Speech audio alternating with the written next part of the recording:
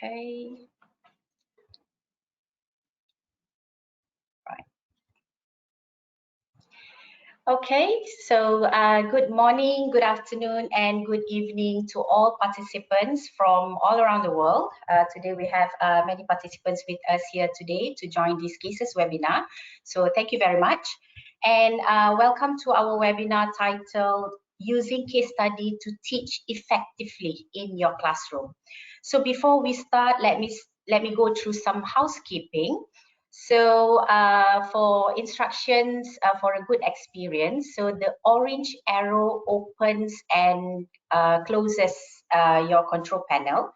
So you can change audio option, but all of the participants' audio are muted.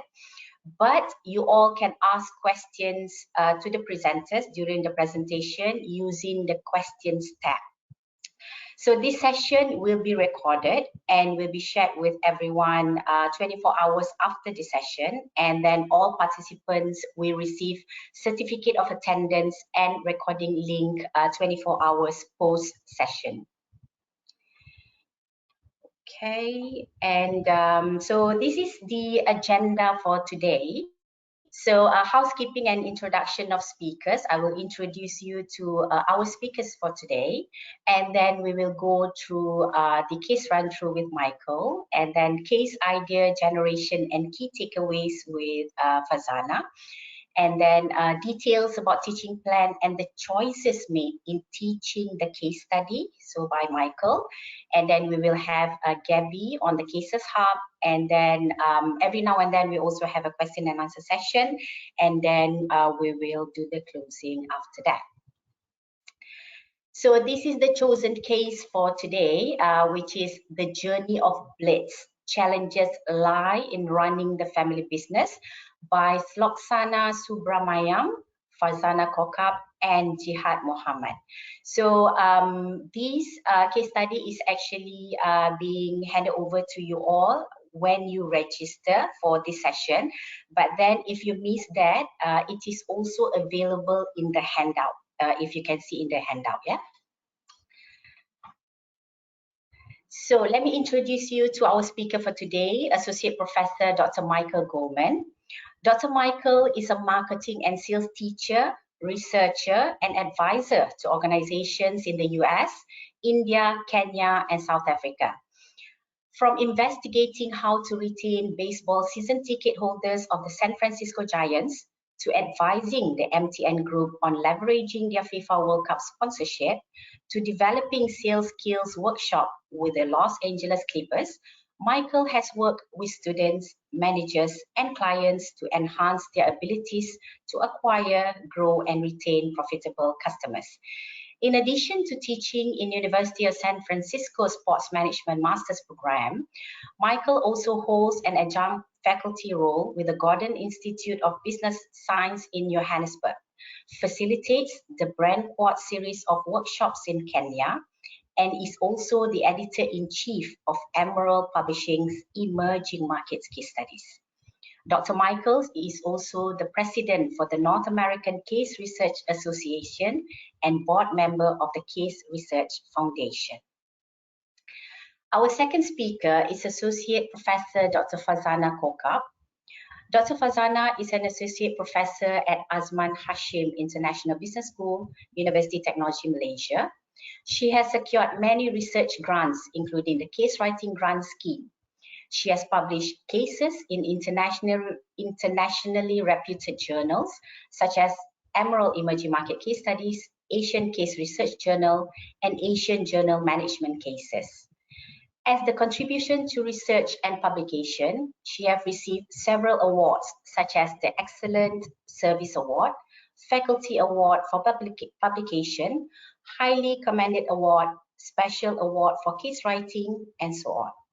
She currently serves as an associate editor of Emerald's Emerging Market Case Studies and Case Studies in Business Management. She also serves as an ad hoc reviewer for ACRJ, AGMC, and EMCS. She was appointed as the team director of IBS UTM Case Clearinghouse from 2015 to 2016.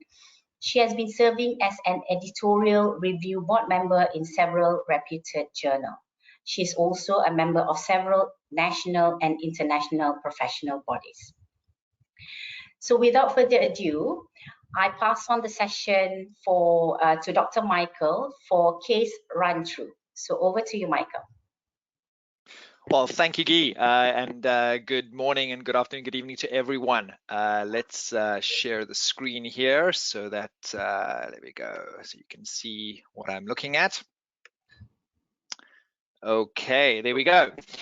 So delighted to spend some time with you today. And as Guy mentioned, the focus for the next 35, 40 minutes or so is to focus on running this case study.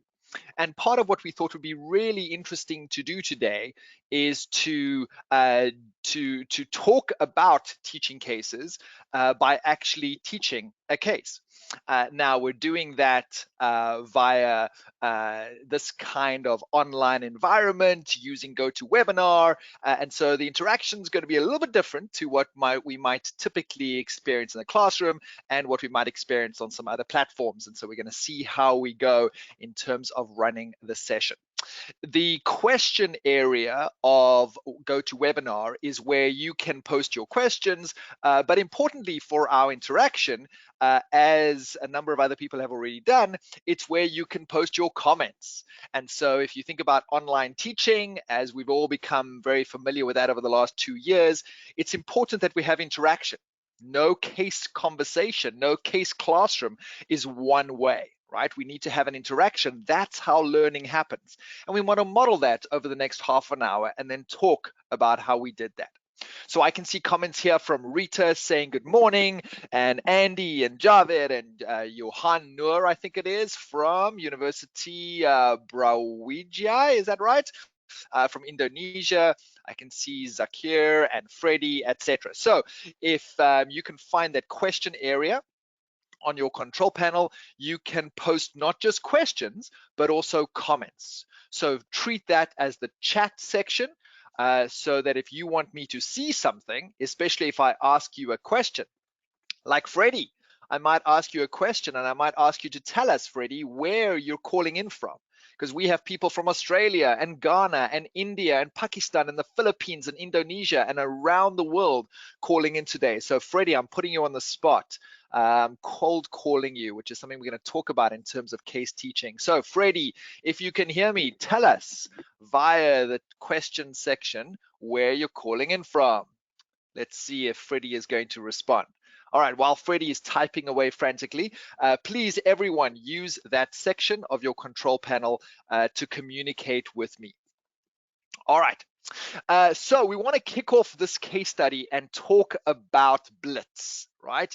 The journey of Blitz. I'm delighted that Farzana is on the call and she's going to share some comments with you a little bit later about the writing of this case and also perhaps some of her reflections sitting there nervously in the corner watching me try to teach her case. And so that's a really interesting part of case writing and case teaching, is having someone else teach your case. And so I selected this case because I think it's really interesting. It deals with some important questions.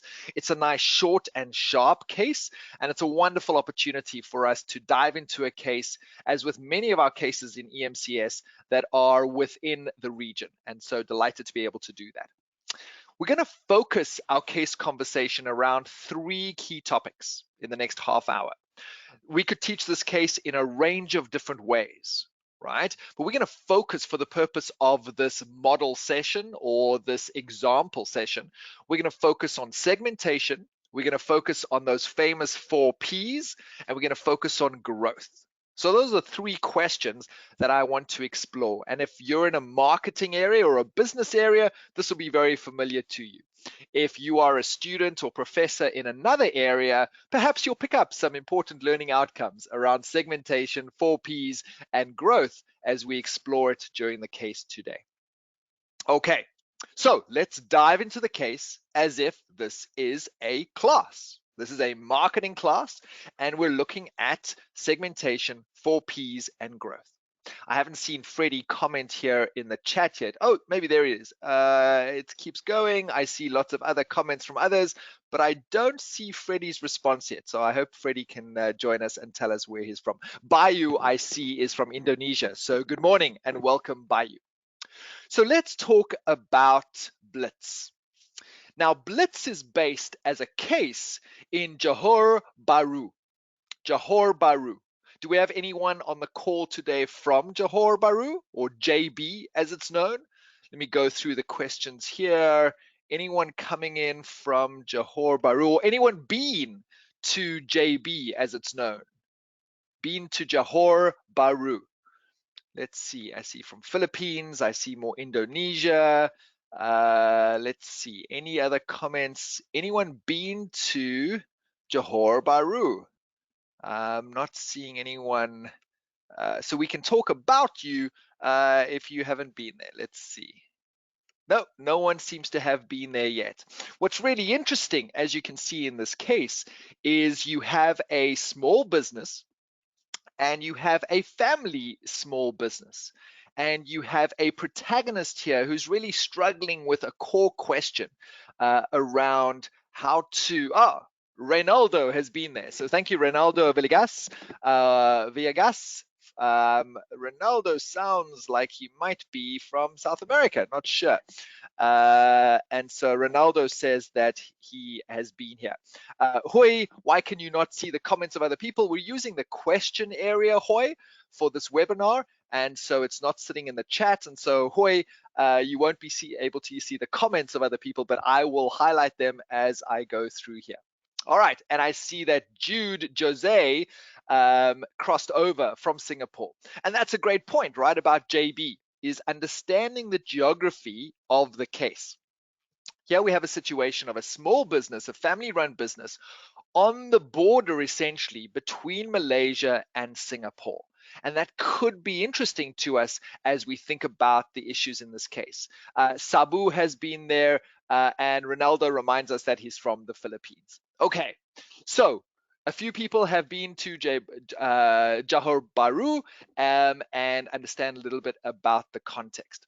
I'm going to be using a Jamboard, which is what you see on your screen that I've shared with you here. This is a Jamboard. It's part of the Google Suite, and it allows me to type some things in as we're doing the conversation and edit as we go.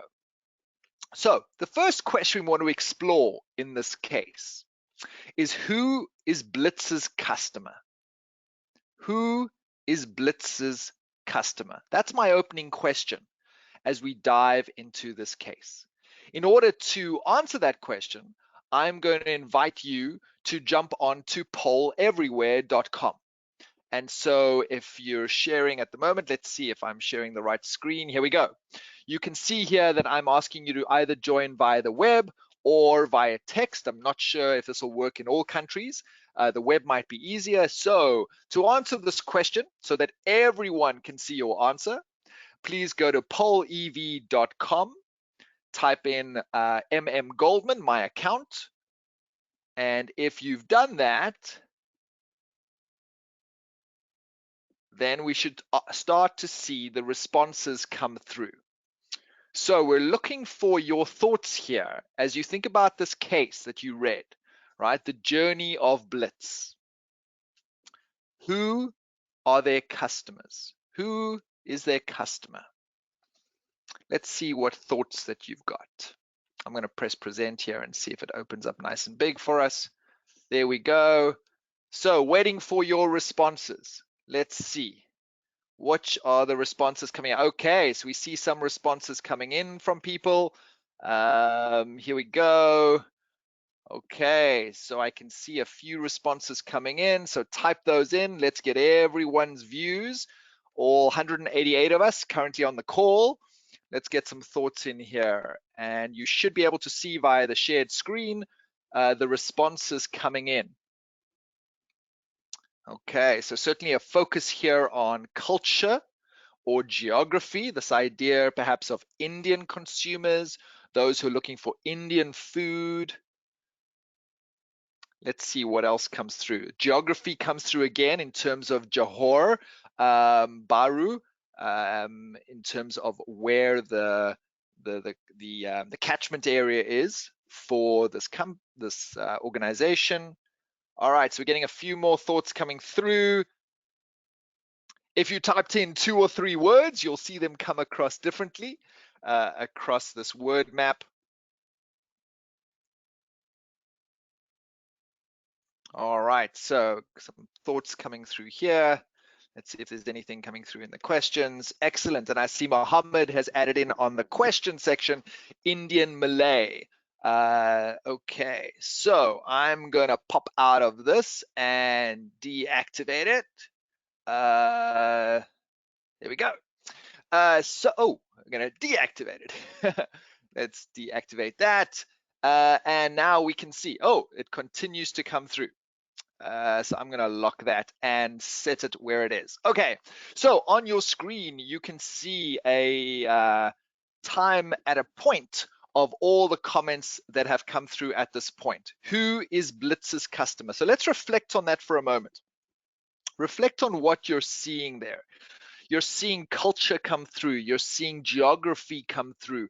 You're seeing restaurants as well as people, right? You're seeing Malaysian workers, middle-class employees, office workers, locals, Singaporeans, perhaps export market, tourist students. So you're seeing a range of potential customers. And so the question here, when we revert back to our core case question that we want to start off with, is who are the customers? And I'm going to put in a few comments over here of what we're starting to see. So we're starting to see both B2B, right? We're starting to see both B2B and B2C customers. Okay, so we've got B2B customers and we've got B2C customers. And the kind of comments that we were seeing coming through from your interaction was that B2B included, where's my text box over here? Here's my text box. All right, so we were talking about restaurants. We were talking perhaps about other companies. Okay, and on the B2C side, let's click on text over here. I was seeing tourists, I was seeing students, I was seeing, let's say, office workers. Office workers, there we go. So if we think about the customers, we've listed them now. How might we group them? Are all these customers the same? Let me go to the question poll area here. And the question I would ask you is to think about, are these customers all the same? Are they looking for the same thing? What do you think? What do you think? Are they all the same? Are they looking for the same thing? If so, why? If not, how might they be different? See some comments coming through here. Let's see, what do you think? Add your comments to the question area. Give me a sense of what you think. Are these customers all the same?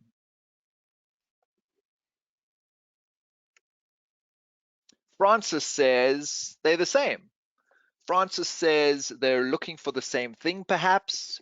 They're the same kinds of customers. They want the same kind of product. Do you agree with Francis? That was Francis's comment here in the question area.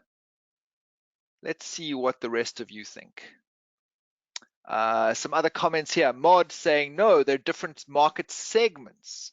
Rico saying the same, but the amounts they buy might be different. That's fair, so their usage is different. John commenting, they have different needs, interests, and motivations for the purchase. And Ivan very clearly answering my question, no, along with Christian and others. So we're seeing some comments come through here suggesting that, as Novira says, they're looking perhaps for a similar product, right? Indian food, Indian cookies, but maybe they're looking for it in a different way, or they have slightly different needs. So I'm going to ask William at Emerald to share a video with you for a few moments, which is a video of Clayton Christensen. And he's talking about his research in this area and the work that they did at Harvard to understand these different needs and what kind of questions we can ask to think about segments and think about those underlying needs. So William, can we play that video and then we'll dive into this conversation further? All right, noted. Thanks, Dr. Michael. I'm playing the video right now. If you're not able to see or if you're not able to hear that, please shout out in the questions. Thank you. Enjoy.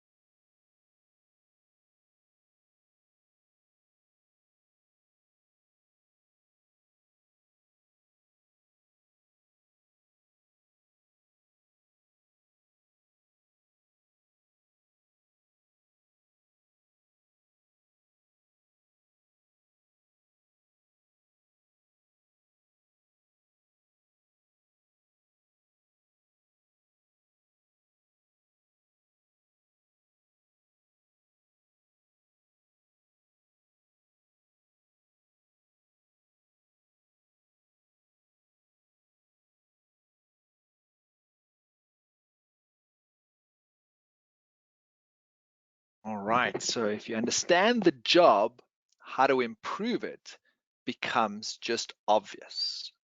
All right, so back to my slides here, back to thinking about Blitz's customers. Clayton Christensen is making an argument here that a number of you have read in some of his other work, which is excellent. He's making this argument here about the job to be done.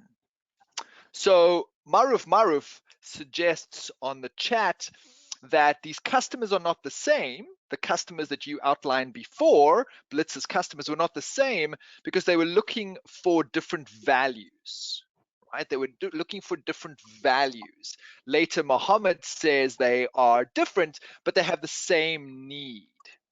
So if we take Clayton Christensen's comments into account, he's really arguing that we need to look at what's sitting below the demographics. We need to think about segmentation beyond the identifying variables, or what we call the descriptive variables. So my point here that we would drive in a classroom conversation and get the interaction going around is really that we want to think about determining variables versus descriptive variables. So if we think about how we might segment, right, these market segments that some of you were talking about in your comments in the question area, if we think about B2B versus B2C, and we think about tourists versus students, or if we think about those tourists versus students, we might define them demographically. We might look at variables that we'll use to create those segments, and we'll base those on demographics, right? And that really talks about the who they are. It may even talk a little bit about what they want. What's not clear in any of that kind of thinking about the customer or about segments is why they buy. And that's what Clayton Christensen is arguing about here in that fun milkshake video, right? Asking the question about what job does this do for you?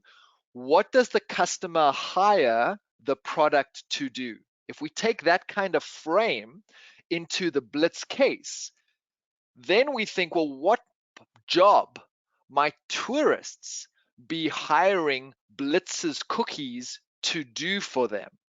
What job does that purchase do for them? Perhaps differently to students, differently to office workers, differently to those organizing a wedding, differently to those organizing an event or restaurants or other companies. And so when we ask different questions in a segmentation or customer analysis kind of conversation, we come to better answers. And the answer here that we come to when we think about Blitz is thinking about how the segments will impact the 4 Ps. It was the second question that I asked you to think about as you registered for this webinar. So when you registered for this webinar, you got the case study and you were asked to read it, and you were asked to think about 3 questions. The first question was about the customers. The second question was about these segments and how the segments might interact with the 4 Ps. So if we think about a B2B or a B2C set of segments, and we think about the underlying needs, and we focus more on why someone buys, what we call determining variables, versus who someone is, which we call descriptive variables. And better marketing is much more focused on why someone buys than who someone is. So if our segmentation frameworks are focused on demographics and where they are and what kind of person they are and how much money they have in their pocket and what culture or language they might come from, that very often doesn't determine why someone buys. Some of you might be typing in right now, but hang on, we're talking about Indian food. We're talking about Indian cookies. Isn't that obviously just for Indian people or those who identify in some way to an Indian heritage? And that's fair, and that probably drives some of Blitz's revenues. But remember, in this case, we're also asked in question 3 to think about growth. And when we think about growth, perhaps the growth for this business and fixing this business might come from looking outside of a core traditional segment, which would be Indian restaurants and those who identify as Indian who might like Indian cookies. And some of you already identified that when you thought about perhaps students and tourists and others, that you were thinking beyond some of the traditional demographics. You were starting to think about other purchase occasions, other purchase purposes. You were thinking about Clayton Christensen's question, what job does this do for me? And there may be jobs that can be done by these cookies from Blitz that traditionally this business has not looked at before. So let's spend a few moments before we dive into the growth question to talk about the 4 Ps. As you can see on the screen, we're talking about the good old concepts of place, product, price, and promotion. And of course, we know now in 2022 that those 4 Ps capture a lot more than the traditional 4 Ps idea. Products, for example, includes both tangible and intangible offerings, right? So let's think about the kinds of ways that different segments might be looking for different products. Well, we know that Blitz already does sweet and savory.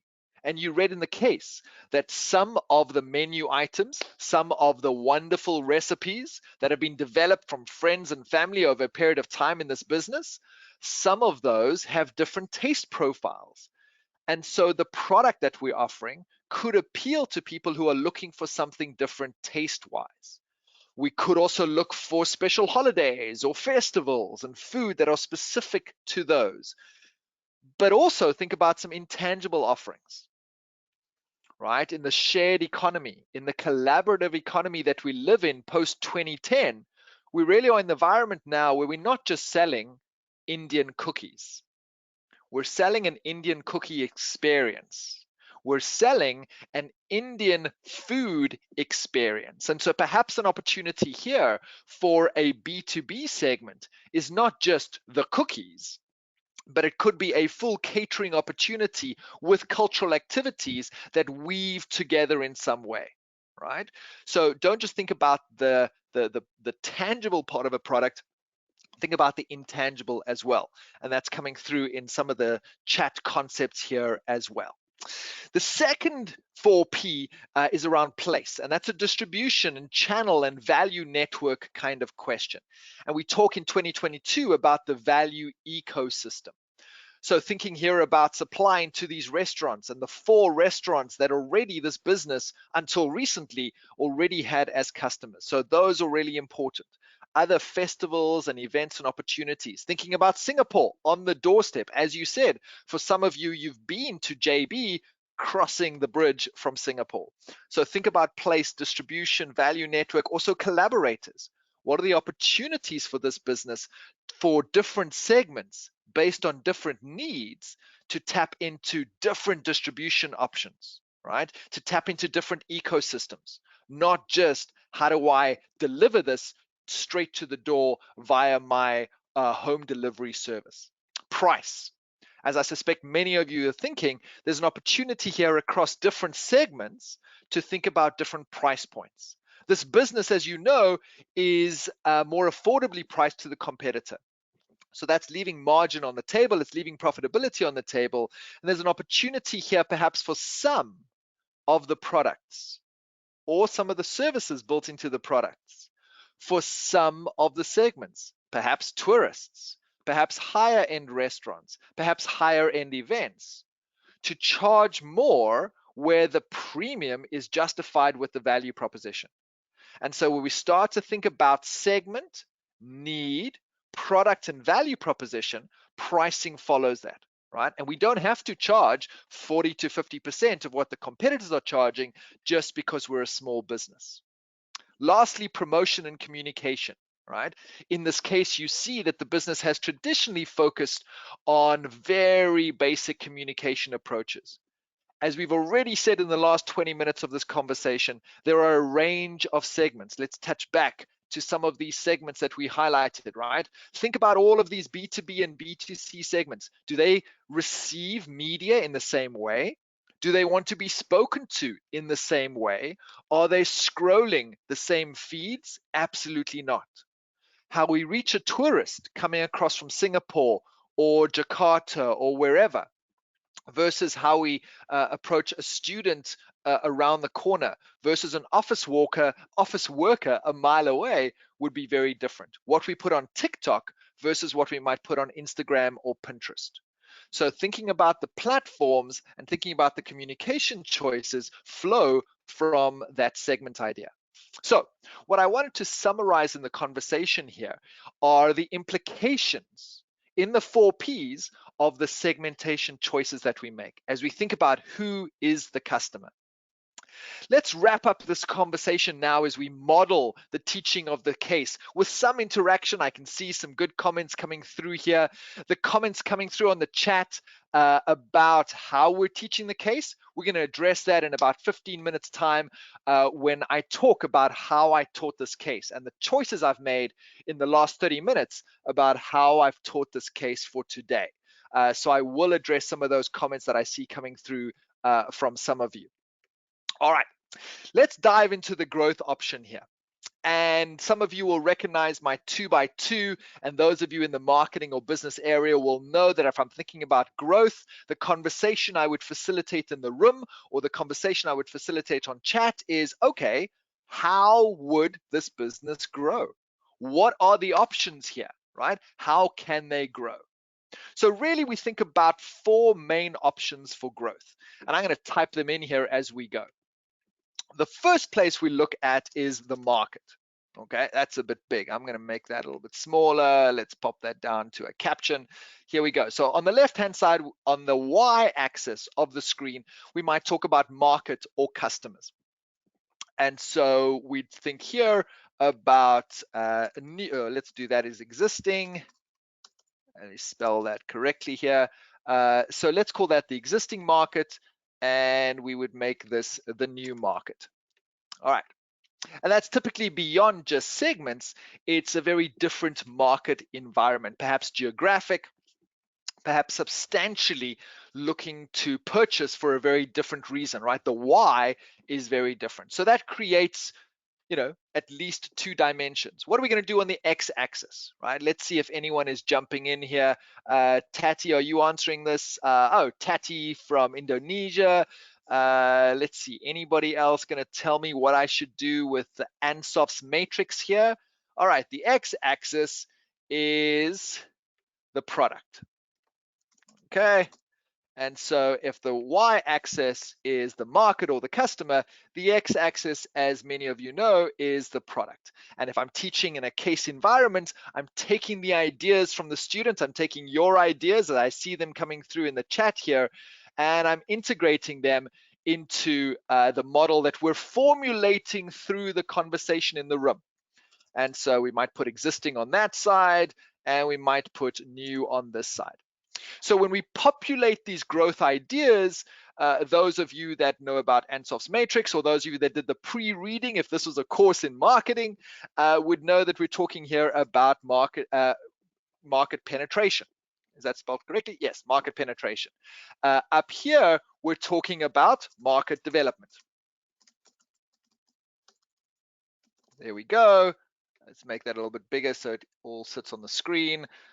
So we're selling the existing product to our existing customers. Existing product to existing customers. We're just increasing the number of restaurants. We're increasing the number of office workers. We're increasing the number of tourists or students. We're deepening our penetration into that market segment by increasing our distribution options, by increasing our communication spend and being smarter about communication, perhaps by highlighting the value proposition of our products in a more strong way. That's penetration. That's one option, right, to growth. Of course, market development is where we're taking our existing products, but we're thinking about them in a different way. As we said, perhaps some kind of service environment. If we're going to be developing new products, well, then, as many of you know, we might be talking about product development. Over here. And the last option that students always raise because they think that they can do anything and anything is possible, which is wonderful, is diversification. And so here you can see the typical 4 options around growth. Thank you, Novira. Yes, the x-axis is product. Novira wrote it up here. I missed it. So Novira was adding that the x-axis is product. So in a case conversation, we're drawing out from the students a range of the growth options, and we're saying, what on earth could Blitz do? Having thought about customer segments, having thought about the implication on the 4 Ps for this business, what are the growth options? Here we lay out 4 categories of growth options. So as I start wrapping up my model session here with you, let me get some more interaction here with you. So here's the instructions. What growth option should HEMA focus on first? And so here are the 4 options we laid out. I'm going to activate this, and I'm going to click present, and I'm going to invite you to head back to pollev.com on a device, text Goldman to that code if you're able to connect on your mobile phone, and pick an option, A, B, C, or D. Which growth option do you think she should focus on first? All right, let's see. Any answers coming through? Gonna make sure. Oh, did I click activate? Oh, there it is. It is activated. And all right, and here we go. The responses are coming through. So there we go. So some strong, let's see if you can see what I'm seeing. Yes, you can see what I'm seeing. So some strong focus around penetration and product development, market development coming forth, a few thoughts around diversification. All right, let's get a few more answers from the 200 of you on the call so far. Thinking about this business, thinking about the segments, thinking about the product and pricing and distribution and communication, where do you think she should focus first? All right, so let's see if I can lock this now. There we go. I'm going to lock this, so we'll stick it where it is. Okay, so penetration wins, followed by product development and market development. And so if we go back to our model here, if we think about growth options, we're really focusing quite strongly on that penetration, market development, and product development, right? So unlike many students that I've certainly taught around the world, you're not all jumping straight onto the diversification bandwagon. You recognize that for HEMA, at this point in the business, she's facing some significant risks. She's facing some significant challenges. And so when you think about growth at this point, it's really fixing and surviving before thriving. And so to fix and survive, as you've rightly said in your comments, let's focus in on our existing products to our existing customers. And there where we can, let's think about some new segments. And perhaps where we have some bandwidth, let's think about some product development. That's where I'm going to leave the model teaching session here this morning. Thank you for your participation over the last 40 minutes or so of this model session. We're going to talk in a few moments about how I taught that session and the choices I made in terms of teaching today, and what other thoughts I have about how we can use cases to teach these frameworks in interesting ways. So let me hand you back to Guy, and I know Farzana is perhaps looking forward to sharing her thoughts about what I just did to her case. Okay, thank you so much, Michael, for a very engaging session. So let me, okay.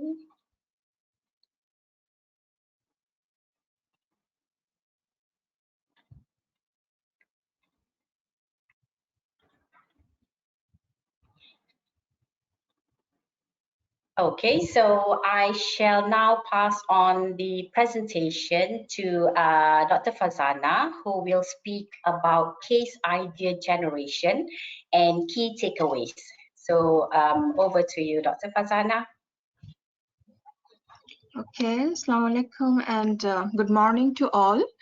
Thank you very much to Rosita and the Emerald team for having me here and giving me this opportunity to share my case idea generation with all of you. And I'm very honored to share the virtual space with the Associate Professor Dr. Michael, who is the Chief Editor of EMCS, and the Product Manager Gabi Rundle. Well, I think whatever so far Dr. Michael shared, it was wonderful.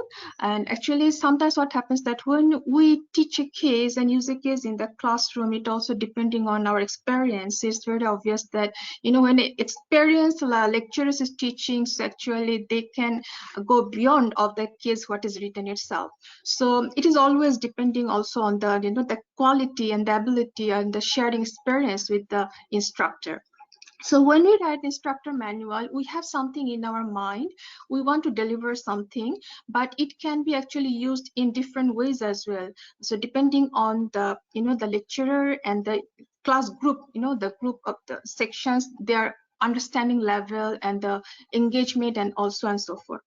About this case, this is the case that Journey of Blitzs. It is actually one entrepreneur, her journey, who started from zero and scratch, who didn't have any experience. However, she was very enthusiastic. This is Puan Rani. So Puan stands for Mrs. So Rani, I just refer to her. Well, this case I co-written with Sloksana and Jihad Muhammad. Jihad Muhammad is my colleague and Sloksana actually my student. So it was one of the class assignment that the students should share some of their real life experience about any particular company or any, it can be small, it can be medium, it can be large, no matter what. They're supposed to share with me as I was this lecturer on instructing them for the marketing course. So they're supposed to share some decision-making dilemma or real life problem based on any marketing topic. So it happens that, you know, sometimes some students, they bring some stories. This really doesn't make much sense, but Loksana, when she explained and shared this story, I found that it's quite interesting and it is like we can relate it and we feel that we can write on this matter and can make a teaching case. But that part came later. So this is how actually this idea started. Well, some companies, they don't like to share their, you know, failures. Some companies, they safeguard their own honor. They feel that if they say anything bad about them, then the people may feel, you know, that they are not doing good. So many companies, they have this mentality that they don't want to share their bad stories. They are very happy to share their success stories. So it happens also with Hema. Hema was actually happens to be my student's friend. So it was actually Sloksana who was the gatekeeper, who given me all information, who conducted the interviews. And there are several interviews and it was not difficult because they were friends. So what happened is that Hema was not so much interested to share her failure story, her difficulties, her pains, her gains. However, it was good for me that actually they were comfort zone. They have a comfort zone because they are friends. They know each other from their childhood. They studied in the similar place, similar, you know, culture and things like that. So somehow, actually, Sloksana was convinced her that this is something. It is not pointing finger towards her ability. This is actually something that we need to share with the people, that they also can learn from her or her mother experience. And what happened is that Sloksana also given Hema the draft case, so that Hema felt comfort in her heart that no, we didn't make it like a pure failure story. It's just sharing a situation. So this is how the whole idea started. Okay, next slide, please. Well, what actually, when I was writing the case, what was in our mind that what we want to share with the, you know, audiences or the readers, or what message we want to deliver through this case. So basically, to inspire others that, you know, you can start your own business. We don't need to think too much. You don't need to have too many preparation. It can be something small, and that's how actually Rani, we explained her situation. She didn't have any prior experience of doing any business, but she was very enthusiastic person, and she was innovative, she was creative, she was brave, she was a risk taker. Only the problem was, since she didn't have any proper education or proper business mindset before, therefore maybe she had some problem about proper planning, strategizing the marketing piece, as Dr. Michael was sharing.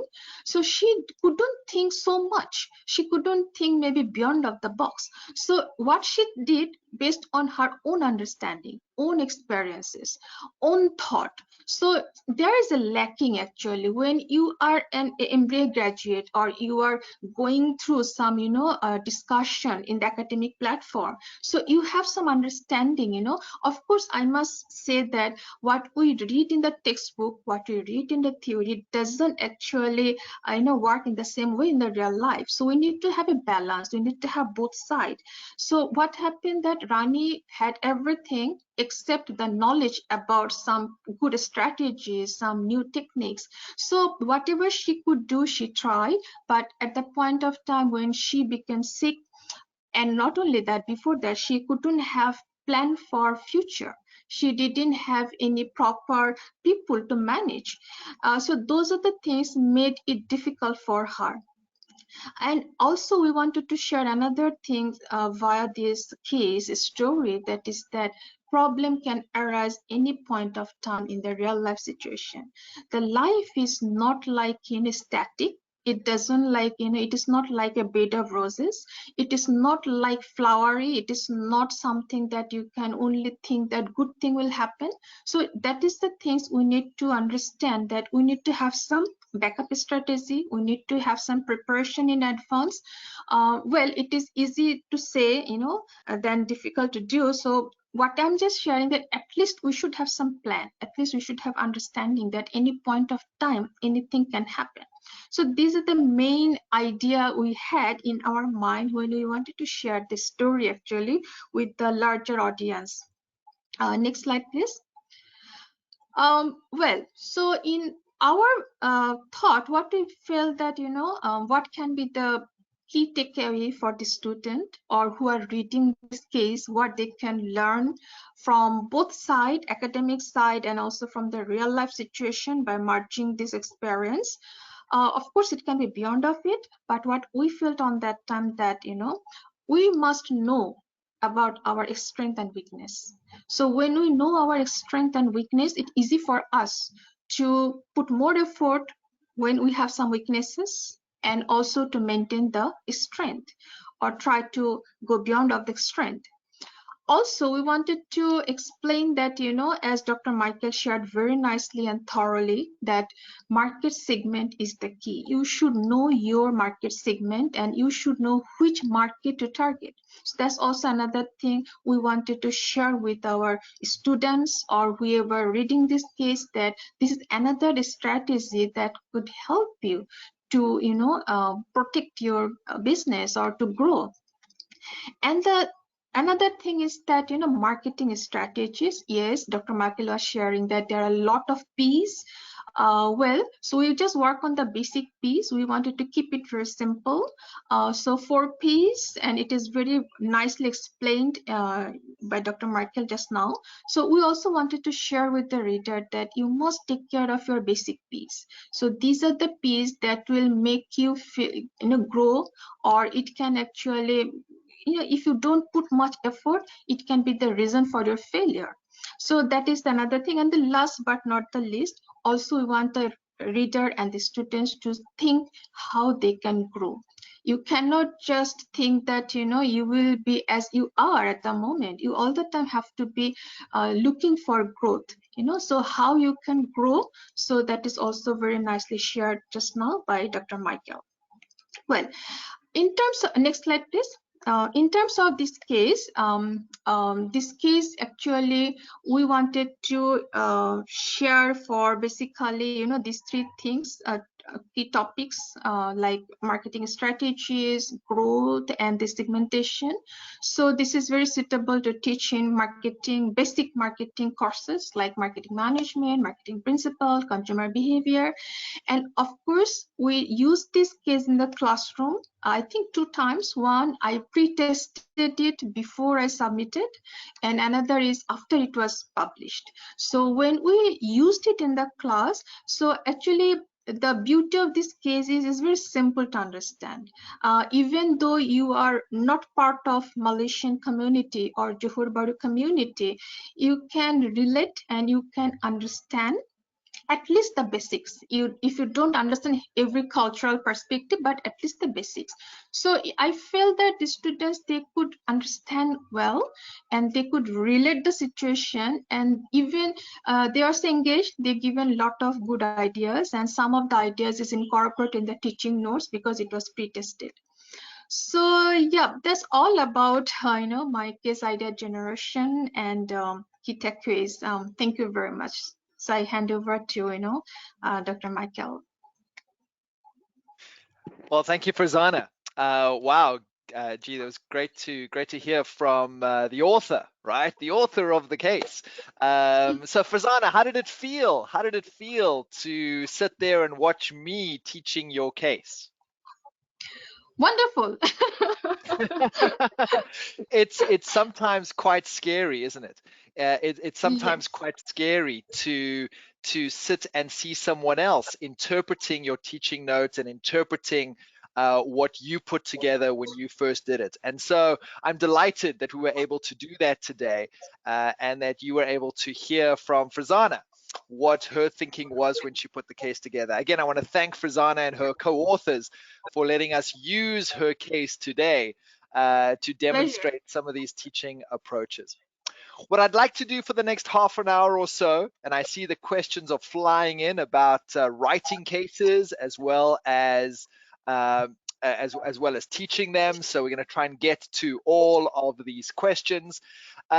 So what I want to try and do for the next half an hour on this one slide that I'm sharing with you now is talk about how I went about teaching the case today, and how I interpreted Farzana's teaching note, which you have access to now, and you can see what her plan was for how she thought someone could take her case and run with it and teach it, and then what I did. So on the screen, what I've tried to put onto one slide for you on this Jamboard are the 3 pastures or 3 sections of the case conversation that I planned for about 45 minutes today. So I started off on the left-hand side, as you can see, starting off with the question about JB. And what I was trying to do was get some interaction going, trying to connect with some of you and find out where you are, and find out if you've had some exposure to Johor Bahru and this kind of geography. And so that was interesting to kind of get a sense of what was happening there. And typically we would spend a few minutes, 4 or 5 minutes at the start of any case teaching session in order to have some kind of connection, some kind of rapport building. Sometimes it's more informal, related to the geography or something interesting around the case. What we're trying to do often when we teach a case is get a sense of people's preparation, which came up in a few of the questions that we're going to answer from some of you over the last hour. Get a sense of people's preparation. If some of you were saying Johor Bahru, where? What is that? Where is that? If that is what you were saying, it gave me a very quick picture, a very quick indication that some of you had not read the case. And so I was kind of getting a sense of how many people had read the case, how many people were from that part of Malaysia or Singapore or had traveled to that part of Malaysia. The other thing I did at the start of the case was position the case conversation within a course. And so you want to make sure that learning is always framed as part of some kind of ongoing process and need for the learner. We know from pedagogy and andragogy and learning theory that any learning needs to be located and relevant to the learner in order for them to be somewhat motivated to pay attention and be involved. And so at the start of the conversation, by talking about the geography, and then by talking about the points we were going to be touching on in the case as part of marketing, segmentation, the 4 Ps, and growth, I was making a connection there with why you might want to pay attention for the next 40 minutes of our conversation. Why would you as a student be interested in this case class? Why should you care? And it's very important for us up front at the start to make it very clear to the student why they should care. And as with all things in learning and education, it's better for them to come to that realization themselves than for us to tell them. So that's what I was trying to do. I was trying to emphasize relevance. I was trying to make some kind of connection. The technology did not help. So if I'm teaching this in a physical classroom, I'm walking around, I'm looking at people, I'm getting a conversation going in the room. If I'm teaching this online, I want to make sure that I've got the interaction tools, poll everywhere, chat, audio, video, in a connected call as opposed to a webinar where I'm able to have the interaction. Today, we weren't able to do all of that, but I hope you got a sense in my constant pushing you to the questions and to the interaction. I was pushing you to be involved. That's really important. Case conversations are not one-way traffic. Case classes are not about a case teacher standing up and telling you about the case. That is not what a case session is about. And so when we teach, we use the case and the discussion in the room in a structured way to surface the learning outcomes so that the students in the room, through the conversation based on the questions we ask and the debate that we facilitate in the room, based on that, they then learn about segmentation. They then learn about the implication between segmentation and the 4 Ps, not from what I say, but from the conversation in the room, where points get raised in the room. And I make notes of those points and I put them on the whiteboard, or I put them on the Jamboard, or I put them on the Blackboard, or whatever technology I might be using. Or someone says something in the chat or the questions and I call it out and I emphasize it as a way of pushing the learning. So I'm saying that is important. What you just heard, that's important. And I can pull that together right at the end in some kind of conclusion. So we want to be very careful when we teach cases to be the sage on the stage, to be the professor, the lecturer that knows everything, that teaches the case. I don't think we teach cases. I think we facilitate learning in the room by using a case. Our job is to facilitate discussion, facilitate debate, facilitate learning. Very hard in a webinar environment where I'm not getting immediate feedback and I have to do 3 things at the same time here and read what's happening in the chat. So that kind of was a little bit disjointed today, but I hope you got a sense of what we were trying to do. The second posture is when we jumped into the question of customers. And I asked you through Poll Everywhere, and you can use those kind of third-party polling software apps. Certainly when we're teaching online, I like teaching via Zoom or via Teams. I've got the chat open. I've got video and audio of the students or the delegates. I can cold call on someone. So I see here, for example, Unita made a comment that you can't see. I'm so sorry, you can't see Unita's comment, but Unita's making a comment here about falling into a trap around data and facts in the case, as opposed to focusing on the learning. Unita, you're absolutely right. And what I would typically do here is I would unmute Unita. And I would invite Unita to expand on that comment. And I might then have a 5 to 7 minute further conversation with Unita and the rest of you via video, via chat, via audio about Yanita's point. If I felt that what Yanita was raising in the comment here that you can't see on the questions, how that point could be a really useful learning point. That's what we're trying to do. So I try to do that a little bit around customers. I pushed you around segments. I asked that question. We try to use some multimedia. It's in an online learning environment. We don't just want to listen to one person. And if the interaction with others is not always happening, we've got to bring in some other multimedia. So William was able to play that video. I can tell you with the backstory of that is I have that on my screen to show you via a slide, and it wasn't working. And so in the 2 minutes before we started today, William was able to quickly make it work on his side, and then we showed it to you as a backup via his system. And sometimes the technology is going to do that, especially when you teach online. You've got to test everything and try and have backup plans for backup plans when things don't always work exactly as they should. We then pivoted out of that conversation, and I did some 4P stuff there, which you saw. If we had more time, this is only a 40-minute teaching session, but if we had more time, we would have gone into each one of those 4Ps a little bit more, and we would have spoken about how each of the 4Ps is different for a different segment. And we might have done some role plays. I might have asked, let's see who's commenting here. Novira is commenting. Thank you, Novira, for your comment, the question that you've asked.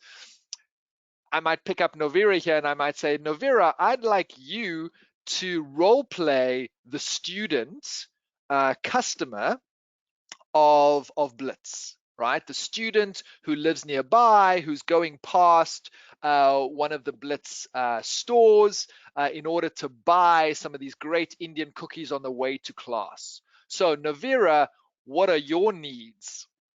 What are your desired price points? What's your typical media consumption as a communicator, right? How would we need to reach out to you? How would we need to engage with you if we are Blitz? I might ask someone else. I see Erlina's comment over here on the chat. I might ask Erlina, as one of our other 200 odd delegates on this call, to role play the B2B customer, the office worker, or the host of a big event looking to order 1,000 of the Blitz Indian cookies, and role play the kind of 4P implications for that segment. So again, with each one of these postures, I'm able to dive in a little bit more depending on what's happening with the learning in the room. The third posture for the conversation today was around growth. And I recognized at the time that I had about 5 minutes left of my plan. I also recognized at that time that the interaction wasn't working so well, and I wasn't seeing from the comments in the questions, I wasn't seeing the kind of contributions I needed at that time to populate Ansoff's matrix. So I made a choice with about 5 minutes to go. I made a choice to populate it myself. And there were 1 or 2 comments. Novira, for example, told us about the x-axis. But overall, I kind of sidestepped the interaction at that point, and I went for populating the Ansoff matrix. In a typical case class session, depending on time, depending on preparation, depending on the technology, I would have facilitated that differently. I would have asked for a whole bunch of ideas in the room of how Hema could grow this business, how Blitz could grow this business through survival to the next stage of the business. And in asking that and getting a whole bunch of ideas from you, right? Within 1 or 2 minutes, I would have got a whole bunch of ideas and I would have thrown them up onto the Jamboard. So we would have seen, let's say, 15 to 20 ideas. My job then as a case teacher is to organize those ideas into the framework without saying what the x-axis and y-axis are. So case teaching is where the framework surfaces, emerges, becomes obvious through the structuring of the learning. Hard to do as a facilitator, right? It's much easier for me to say, here is Ansoff's matrix, and this is the x-axis, and this is the y-axis, and these are the 4 quadrants. Now take notes and go and study for the exam. That's much easier for all of us to do as educators. But we know that's not how people learn. So a much more effective way of teaching, right, is to get a whole bunch of ideas in the room of how the business could grow, put those up on the board in some way, and then organize them by asking questions. The questions I might have asked were, which of these ideas focus on the existing products that Blitz has? Okay, this idea, that idea, a third idea, a fourth idea. Let's put those together. Which of these ideas focus on existing customers, existing customer segments? Okay, that idea, this other idea, a third idea. And I hope you can get the idea here is that I'm organizing, I'm structuring all the brainstorming that we can do in a room in order to populate that Ansoff matrix. I can do that online with the right kind of technology and the right kind of interaction. I can do that in the room, right, by using a blackboard or a whiteboard and writing up students' ideas or getting them with post-it notes to come and put post-it notes on the wall. Whatever my tool is in the classroom, the idea, the philosophy is that I'm surfacing or emerging the thing that I want to teach through the conversation. So that was that final posture. And then the question at the end was really about wrapping it up together and saying, so what? What's the takeaway from that 40-minute case conversation? The takeaway that I was pushing for in our demonstration session today is growth options have different risk profiles. And given the context of Blitz, where Blitz is at this point in the case, 2013, I think it is, what makes most sense, right? And you'll always have those students in the room who will say, she needs to go to China. There are 1.4 billion people in China. They like cookies. Let's export to China. Sounds like a brilliant idea, right? But does she really have the capabilities? Let's think about core competencies and Gary Hamel and CK Prahalad. Let's think about dynamic capabilities such as TEAS and others. Now we can bring in some of that scholarship that we are experts at, and we can help guide the conversation in the room to say, that's interesting, China's interesting, export is interesting. Is HEMA best placed to do that? Does the business have the capabilities? What kind of investment might be required? If you had 3 things to do in a day, would that be one of your top 3 things to do when you can't even pay salaries? Perhaps not, right? And so that's the conversation in the room to manage some of the less experienced students' expectations of what's possible. Because we want students to walk away from any management class having a better developed judgment, a skill of how to assess options and make better strategic choices. And strategy is always a choice. Marketing strategy is a choice. Blitz has choices. HEMA has choices, right? Every one of those choices has implications and trade-offs, and that's what we want to surface in the room. And cases are a fabulous way of doing that if we can facilitate the conversation. Let me make 4 quick final points, and then I see there's a whole bunch of questions coming through that we are going to address. On the right-hand side of my slide, of my Jamboard, 4 points I want to emphasize here around teaching case studies. One is around preparation. Your preparation as students, my preparation as faculty, okay? I've never taught this case before. And so when we thought about the session and we thought about the region, I knew Farzana had written this great case, and I thought this would be a fun case to teach. It's nice and short and sharp and locally relevant, so let's have a crack at this case. I'd never taught it before. This is my first time. In order to prepare to teach this case, I spent a few hours reading the case, reading Farzana's teaching note, thinking about what she was trying to do with the case, and that teaching note was planned for 90 minutes. And so in a 40-minute demonstration, given the technology restrictions we had, what could I do? And so I made some choices in my preparation about where to focus. As Farzana says, I'm a bit of a marketing guy, And so I went to some of the theories and frameworks that I thought I could usefully teach in this case. If I was teaching a class, I'm teaching here at the University of San Francisco tomorrow night, and I'm teaching about brand storytelling and value proposition.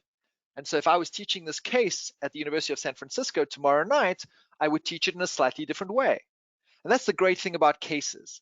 They are a context at a point in time. And as we prepare to teach them, we take the teaching note, which needs to be as comprehensive as possible, as helpful as possible for someone to take and run with. But we don't have to teach what's in the teaching note. So I took 3 of Farzana's questions that you can see when you open that PDF of the teaching note that's been shared with you. Open it up and you'll see Farzana has a number of questions, assignment questions in her teaching note. I took 3 of those to focus on. I took some of the theory from her teaching note and I brought in some of my own flavor. And so that's certainly part of what we would do when we teach any case. So preparation is really important. The hours that we spend preparing, not just for the technology, for how we teach the case, your preparation as students. And so whenever we're teaching a case, we have to think about, are the students prepared? How do we get them more prepared? Number one, you saw that when you registered for the session, you were given a link to the case and you were given 3 questions. And so if you saw that email, if you read that email, hopefully some of you did that. And that's really an important piece of this. I try to check at the start how many people had read the case, but it came up in some of the chats. If I'm looking here at some of the questions, it came up in a number of the questions about how would you teach this if the students are not prepared? Well, there's 2 answers to that. The first is you don't. If a student walks into my class, in my MBA class, in my master's class, anywhere in the world, and they know that preparation is required, they know from the syllabus that they need to be prepared, they are going to be hugely embarrassed when I cold call on them, when I call them out in the room, physically or virtually or online. I call them out and they don't know the answer because they haven't read the case. They can't even make it up because they have no idea what the case is about, right? That happens once, a student gets very embarrassed, right? I'm gentle, but I'm accountable. And so, I'll smile and I'll be there for the students. I'll let them have another go. I'll let them have another chance. But if they're not prepared, they're demonstrating that as a manager, they're not going to be prepared. A case conversation, a case classroom is like an executive committee meeting. You don't come into an executive meeting if you're not prepared. You don't come into a business meeting if you're not prepared. If you do, it's kind of a career limiting move. And we're teaching management. So we need to be teaching students through our actions, through our example. We need to teach them to be prepared. So early on in my course, not just the case session, but early on in my course, I will make a gentle example of a few students who have not prepared. And they will recognize very quickly that they need to be prepared. Some of my colleagues will send students out of the room. You came to class, you're not prepared, cheers, we'll see you in an hour's time. I'm not sure I would send a student out of the room. I think I'm a little bit too generous for that, but I will make it uncomfortable enough so that the message gets to that student and everyone else that they have to be prepared. The second answer to what do we do when the students are not prepared? We move on to students who are prepared. And so we gently ignore those students who are not prepared for that question. I might come back to them. I might give them a chance to catch up, right? I might involve them in a small group conversation. I use buzz groups a lot, right? We didn't have breakout sessions today with this webinar, but in a typical online teaching class, I might create a buzz group. I might create breakout sessions, either physically or online, where for 3 minutes, I ask you to think about one question. And you sit in groups of 3 or 4 where you are, and you have a conversation. For that one person in the 3 or 4 that hasn't read the case, they're embarrassed and they learn that they're never going to do that again. But 2 is they get some help from their classmates who are in the room, who are in that buzz group. So the message is you need to move on. The message is if a student is not prepared, right, you're going to come back to them, you're going to make an example of them, but you're going to need to move on the learning outcomes because you only have 40 minutes, 90 minutes, 75 minutes, whatever your class session is. So that's really important around preparation. The second point I want to make is around interaction. Spoke a little bit about that today in terms of the technology that we have to facilitate interaction and the technology today that we weren't able to have in order to facilitate that interaction. It's really important that you are not the one talking. As a case teacher, your job is to facilitate. Your job is to facilitate a debate, a discussion, to structure, to direct, to challenge, to wrap up, to move forward, to conclude. Your job is not to tell. And so that's really important that you structure the conversation to drive interaction the whole way through. Timing. I mentioned how I try to structure the 40 minutes across those 3 sections of our time together, and how when I realized that about 5 minutes left and my plan was to be further along in the conversation, how I had to skip something and shift in order to reach the learning outcomes. So you should certainly have a plan.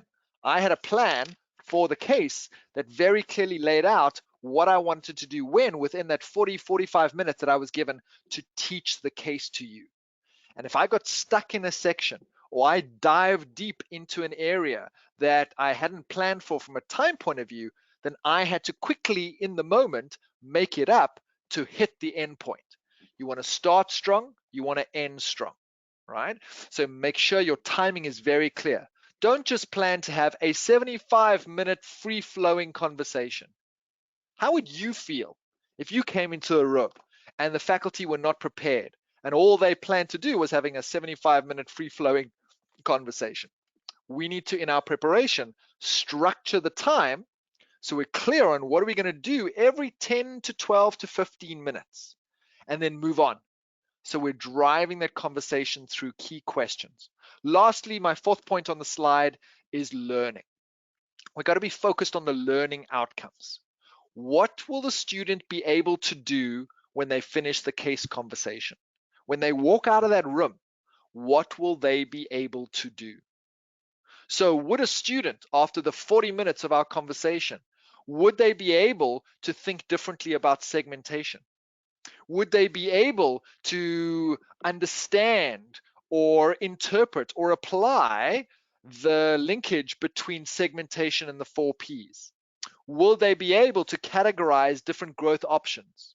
Would they be able to assess the risk of different growth options? Those might be some of the learning outcomes that we might try and facilitate through a session like that.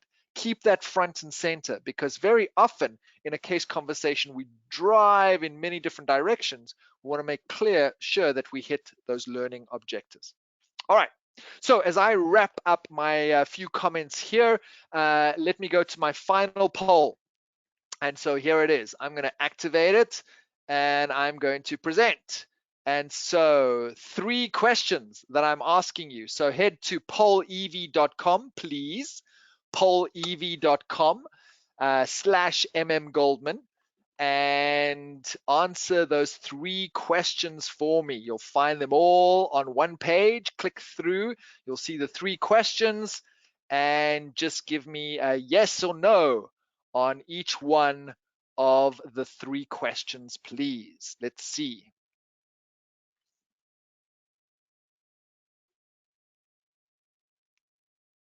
All right, 17 of you have logged in. Here we go. All right, there's 4 of you are done. You're not seeing the results on the screen yet. I'm going to show you the results in a moment. 30 of you are underway. Thank you. So pollev.com and answer those 3 questions.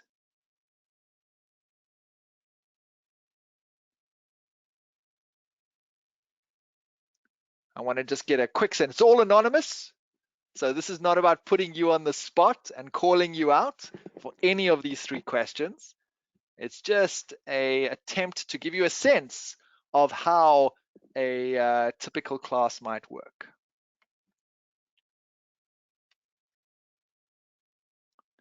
Okay, we've got about 40 done so far. Let me pop out here. All right, let's take a look at these quickly. I'll share the results with you. So I read the case before today's session. 93% of you read the case. Well done. Great job.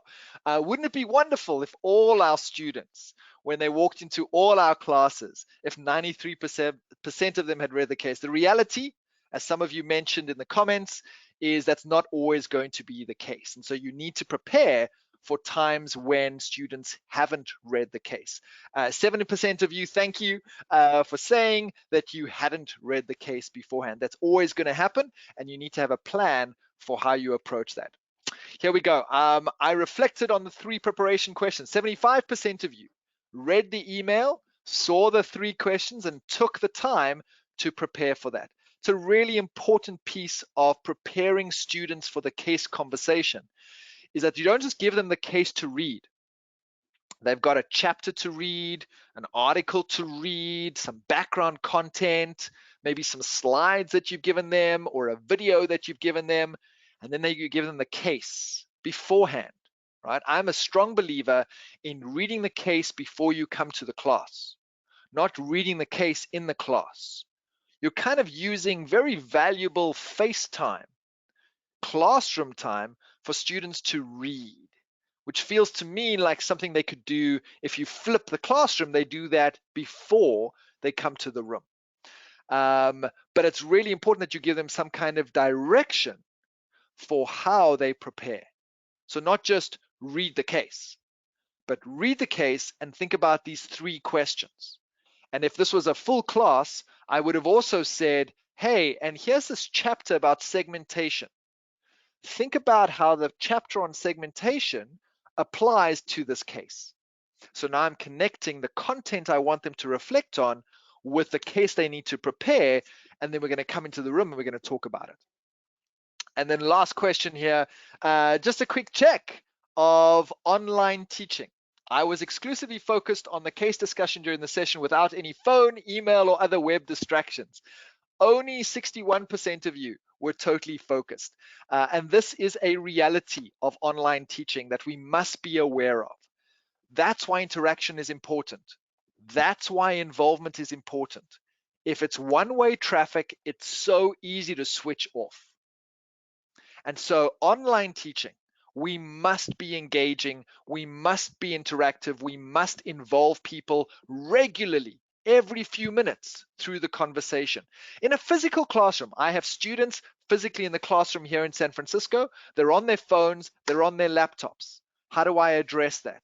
I've got to bring them into the conversation. If I'm just standing at the front, give them a few slides and telling them a story, it's easier to switch off. It's easier for them to follow whatever sports event they actually want to watch. It's easier for them to talk to their friends on their mobile phone. I have to bring them into the conversation by making them active. Case teaching, case learning is active learning. It's not passive learning. And so our job is to facilitate that active, plan for and structure that active involvement. So thank you for sharing these results via the poll that I hope gave us a good sense of how engaged you were and how you as students demonstrated the kind of learning skills that are sometimes important. All right, there's a whole bunch of questions here. I'm going to pause and I think Gabi might kind of raise some issues for me here around the questions, or we'll come back to it after Gabi chats about the hub. Great, thank you so much, Michael. That was a brilliant presentation, and thank you so much for everyone going on to those polls. And I feel like there was a very high level engagement there. The 61% without distractions, I'll take that. So if it's okay, I'm going to jump in. I'm going to talk about some Emerald resources, and then we'll kind of have a time for Q&A at the end, just in case there are any questions on those resources. But I'm expecting most of the questions to be kind of off the back of your presentation, if that's okay, Michael. So I'm just going to try and, here we go, share my screen. Hopefully this will work. Can we see Emerald Insight there? Is that what people are seeing? Yes. Okay, brilliant. So I just wanted to kind of demonstrate our cases platform briefly. So most of you should have access, subscription access to our cases through your institution. So I just wanted to kind of show you quickly how to kind of browse for cases, and I'm going to talk a little bit about our resources after this, and some tips on kind of how to find the right case for you. But the link to our case platform is emerald.com/insight. Apologies, I can take you here. You then browse our content from the homepage and go to case studies, which will show you all of our case studies. We've got a number of different collections. We've got our emerging markets case studies collection, which is Dr. Michael Goldman is the editor of, and Dr. Farzana is an associate editor. We also publish the case journal, the case for women, and we have some licensed partner collection there as well. But if you just click at the top here, view all case studies, this takes you to everything that we have here. And I just wanted to kind of show you these filters here at the side. Apologies, is that still showing okay? Yep. So the filters here at the side, you've got only content I have access to. You can filter to that. So depending on your subscription access, it might be that you just have access to the emerging markets case studies collection, for example. So you can filter through to that. So every case you will see, you will have access to that case. Only show cases with teaching notes. I think our teaching note coverage across the entire collection is over 90%. The emerging markets case studies collection is 100% teaching coverage. You can then search by a subject. You can see there the kind of business management disciplines that we cover there are really quite broad. You can search by country. So click on the letter of the country that you're searching for, and then it will take you to a drop-down list of those countries. So just for example, if we're searching for Malaysia, it's filtered there, and there are 67 results. And then you can further filter these down. So you can search by marketing cases, for example, within Malaysia. You can filter down by case length, by case provider, by date, so you can type in your own dates there, or the last 3, 6, or 12 months. And language, we have a few Spanish cases, but you can change them there. So that was just a very quick kind of demonstration on how to do that. If you have any issues accessing these cases and you think you should have access to them, my details will be at the end of these slides, so please do reach out if you've got any questions on that. But what we really wanted to do today, was kind of invite Michael in, talk about how to teach his cases, make sure everyone, who should have access is using these cases, and to kind of help you facilitate learning with cases, both from a practical point of view and from kind of a skills point of view as well. So just to talk a little bit about our resources. Sorry, I've jumped ahead of it. So the Emerald Cases Hub was the first thing that I wanted to talk about. The link to this is on the slide there. And this is a free online resource. Michael Goldman was very involved in developing this with us a couple of years ago when we first launched this, as well as a number of other associate editors and case authors. So the screenshot I've put here is from our Teaching with Cases module. I thought this was kind of the most appropriate kind of example to follow up after Michael's session.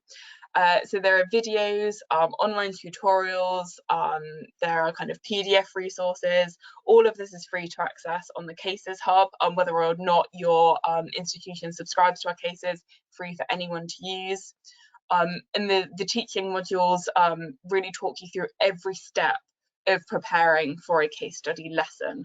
So it starts off with kind of why, what are the benefits of using a case study, how do you select the right case study for your class, through to preparing for the class, facilitating the classroom, and then we also added modules during the pandemic there on teaching cases online, and kind of tips and tricks on how to manage, which I know Michael has touched on today as well, how to manage an online class and the differences required in terms of preparation for an online class compared to an in-person classroom.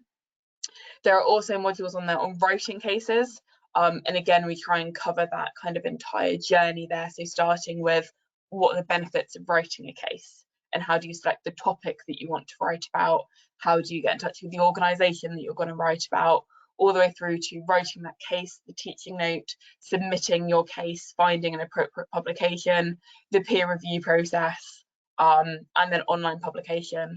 So we do kind of try and cover every aspect of kind of writing and teaching on the Cases Hub there, and as I said, that is free for anyone to access.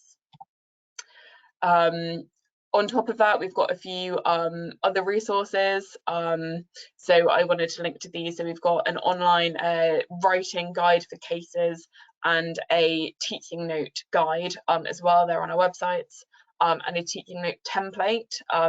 This is targeted towards our emerging markets case studies collection, but we just kind of want to support authors as much as possible. So if you have written cases, you're interested in writing cases, these resources in the hub are really brilliant for authors kind of regardless of skill. You know, you can go onto the hub and just do the modules that are relevant to you. If you've written cases before but there's a certain aspect of case writing you just kind of want to refresh yourself on, you can do that, or you can work through all of those modules, and these resources are there for you.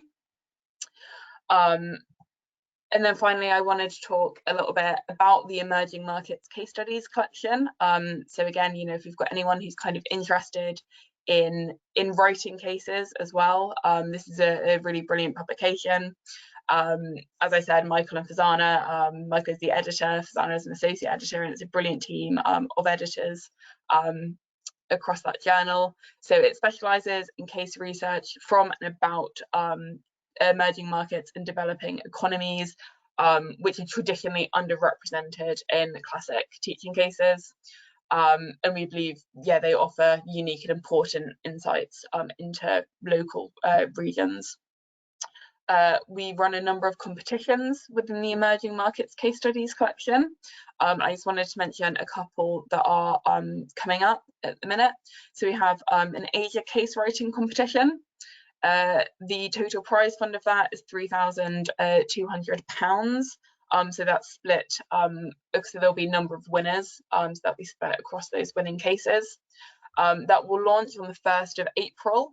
So we've not kind of formally announced this yet, but again, please do drop me a line if you're interested in getting more information about that. There will be a webinar to promote that and talk a little bit more about that competition.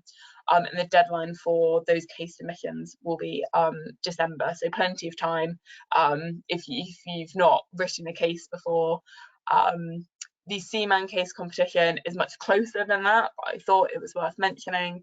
So there is a prize fund for this of €4,000. Again, that's split between the top 3 cases, and the deadline for that is the 17th of April. So really kind of only relevant there if you kind of have a case that maybe you were considering submitting to EMCS anyway, or a case that you've kind of written, you use yourself in the classroom. The deadline for that is the 17th of April, so a little bit sooner. And then EMCS, we are open to submissions all throughout the year. So, you know, if you miss the Seaman deadline, but you want to submit before the 31st of December, we're always open to submissions. And we do pay our authors £100 on publication of their case in the Emerging Markets Case Studies collection. EMCS is also ranked in Scopus, you know, which Emerald we're really proud of. We see this as a really important acknowledgement of the quality of the cases that we publish in EMCS.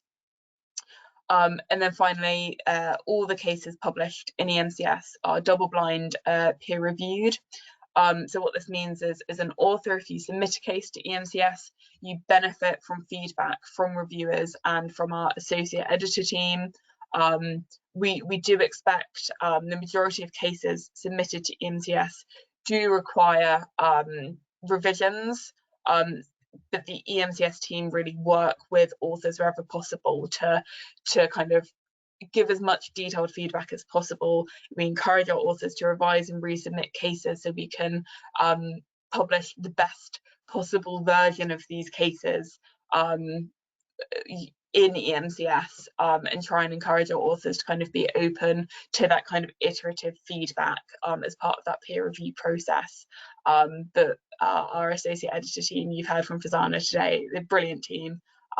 So I really do, I think this is a brilliant case collection to submit to, especially if you're new to case writing. I would really, kind of push that. The review feedback that authors get is brilliant.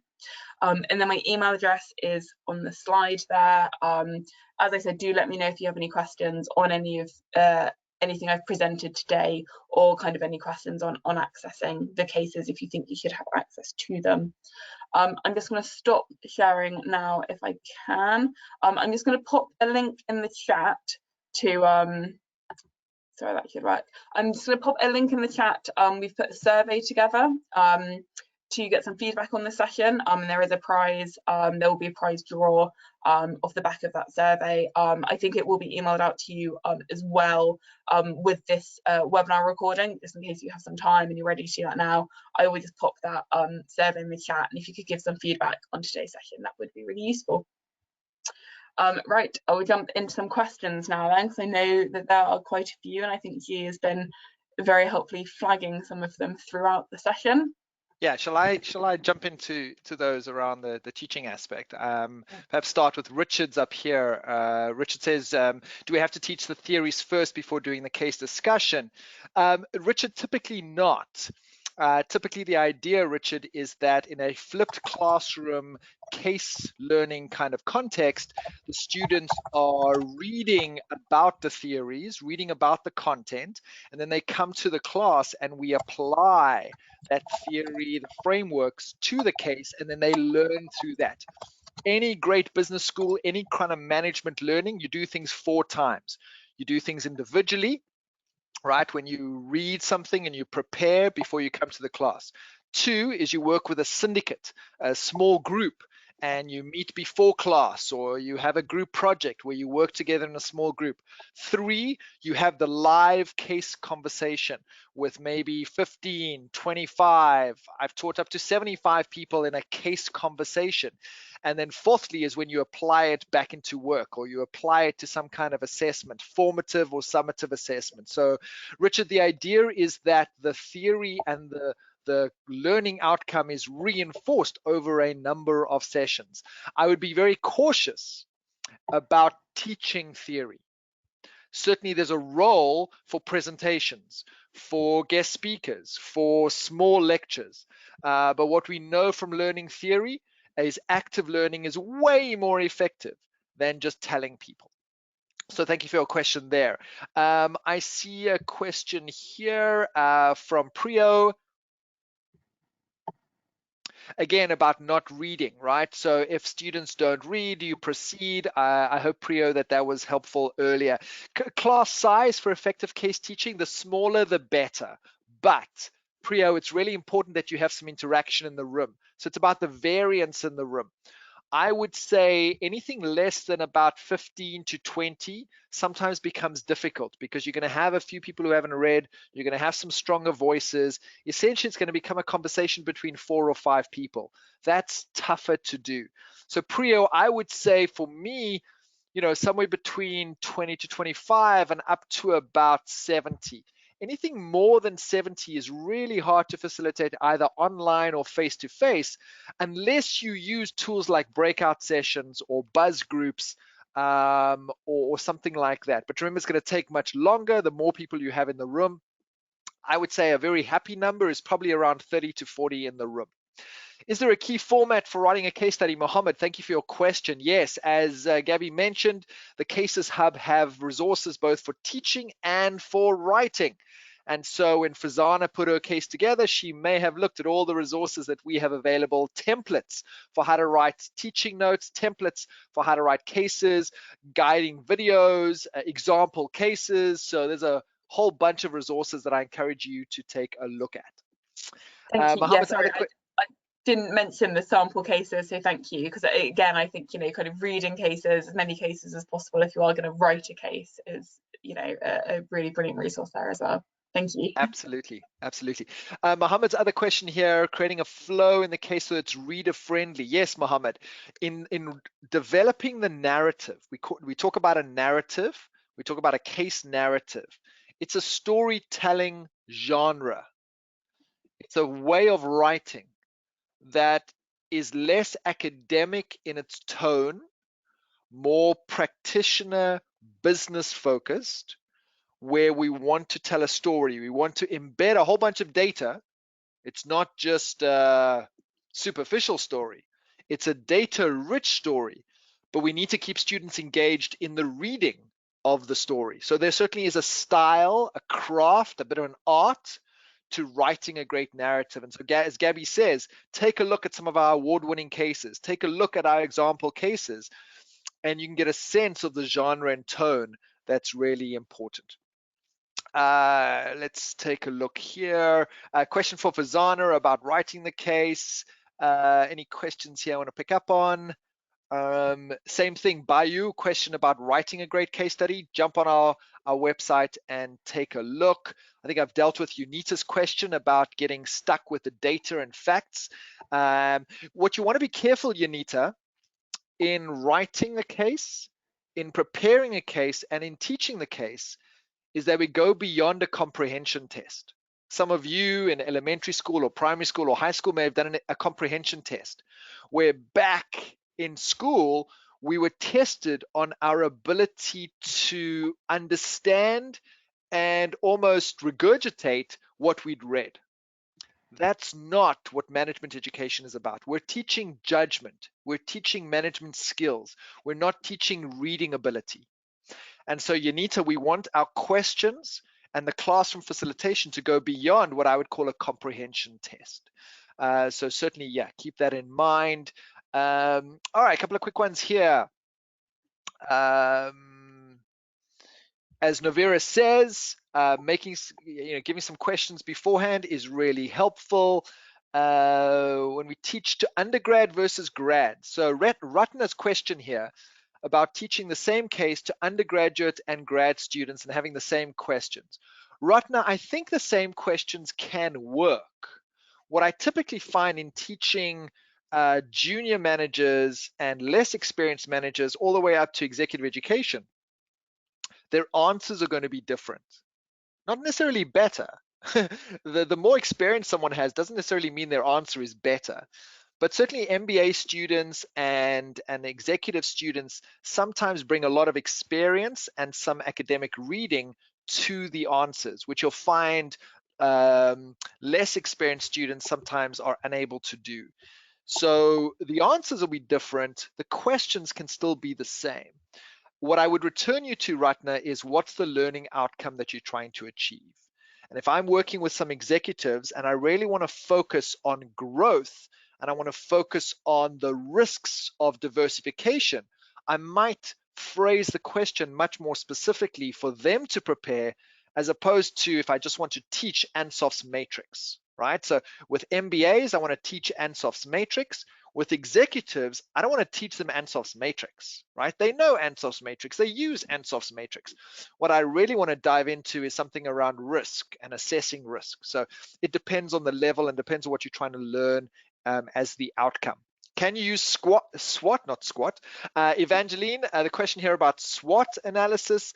Yes, you can certainly use a number of tools to unlock a case, to challenge students to think about the implications and contingencies and trade-offs in the decisions. You can use a number of tools. SWOT is one of those. I've seen it used very badly.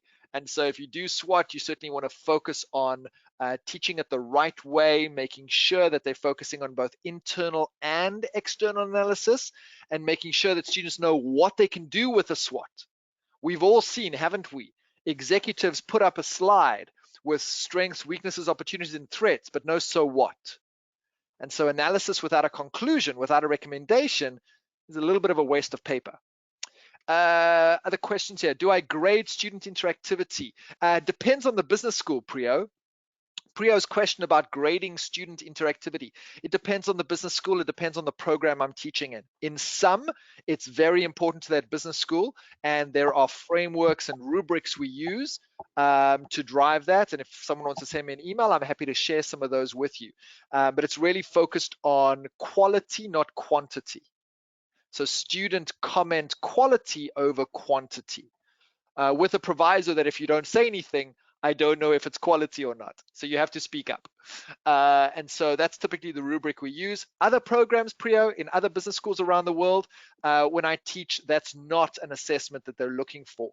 And it's much more of in the room holding people to account. Should students come prepared, Cheryl? Absolutely. Otherwise, got to move on. Let's take a quick look here in the last few minutes. There's one there on asking students to make a presentation for the case, and any tips on that? Absolutely. I like to do that.